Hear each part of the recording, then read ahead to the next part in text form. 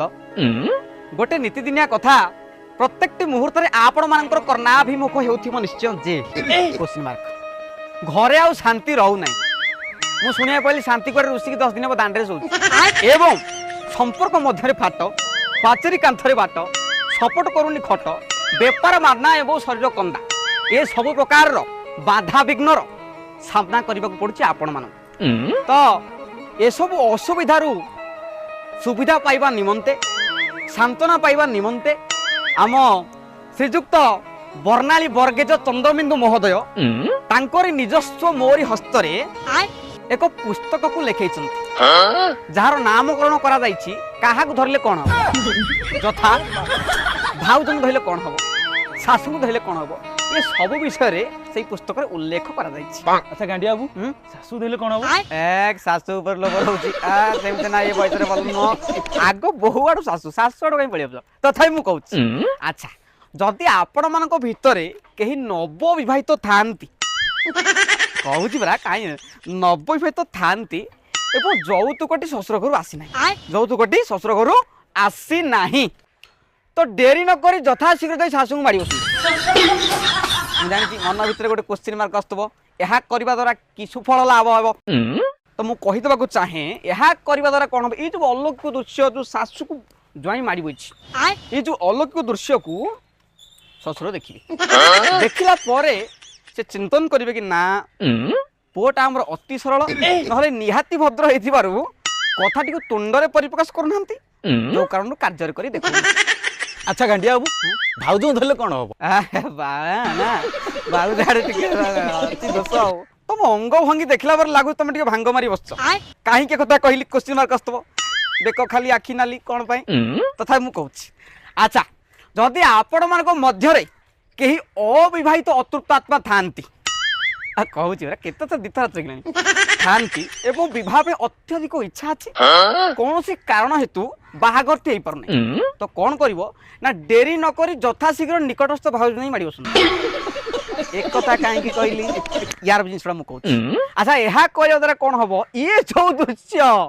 ये दृश्य को आपनकर बड़ भाई देखिबे के भाई देखिबे देखिला पर मन रे से भी चिंतन करिवे ना या बाहागटा कर दाउ पड़िवो काहे की चिंतन करिवे ना जो भाउजंकर आ भाईंकर गोटे अपकमिंग पिलार प्लानिंग चलीची से सेठी भाबे ना जदी आकु ए दृश्य देखिया पहिला परे से पिलार मुह किछि अंश आश्रय मिसी पारे गोटे क्वेश्चन मार्क रहइबो ना भय रहइबो ना बागट होई परिबो ना संगे संगे बागट हो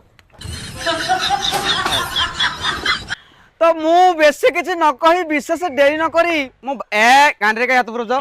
सेन नाही हां हां साइलेंस साइलेंस मु कहूछ बेसी विलंब न करी मु बाध्य करबी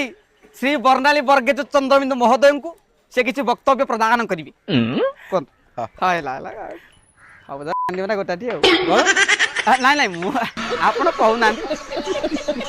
So my dear children, the God's people are ये सारे ये छात्र मेधावी न ये मेधावी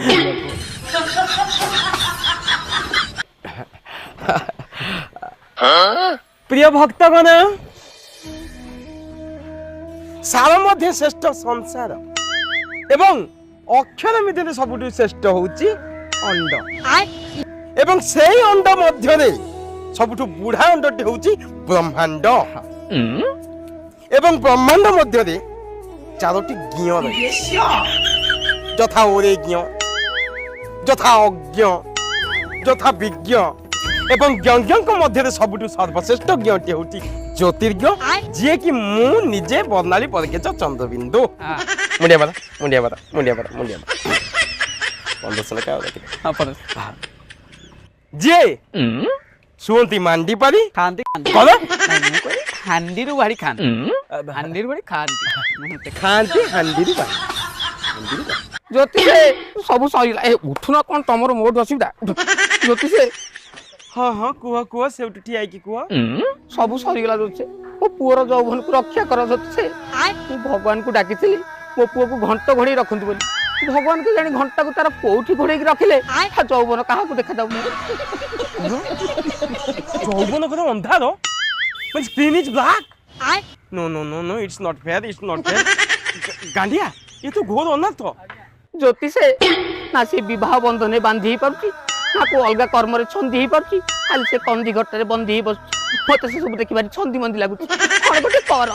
ଆଚ୍ଛା ମତେ ଗୋଟେ ପ୍ରଶ୍ନର ଉତ୍ତର ଦିଅ ତମ ପୁଅର ବୟସ 18 ରୁ 25 ମଧ୍ୟରେ କି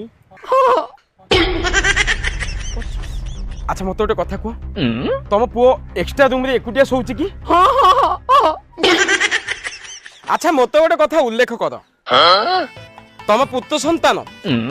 ସେଟା ପରିପ୍ରକାଶ ମତେ ଗୋଟେ କଥା ପରିପ୍ରକାଶ କର ତମ पुत्र हेलो हाँ बोल कालू हेलो गाना हाँ काना बोल रहा हूँ दिस लेसन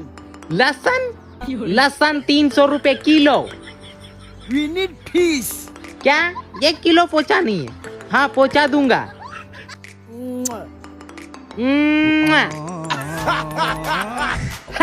अबे साले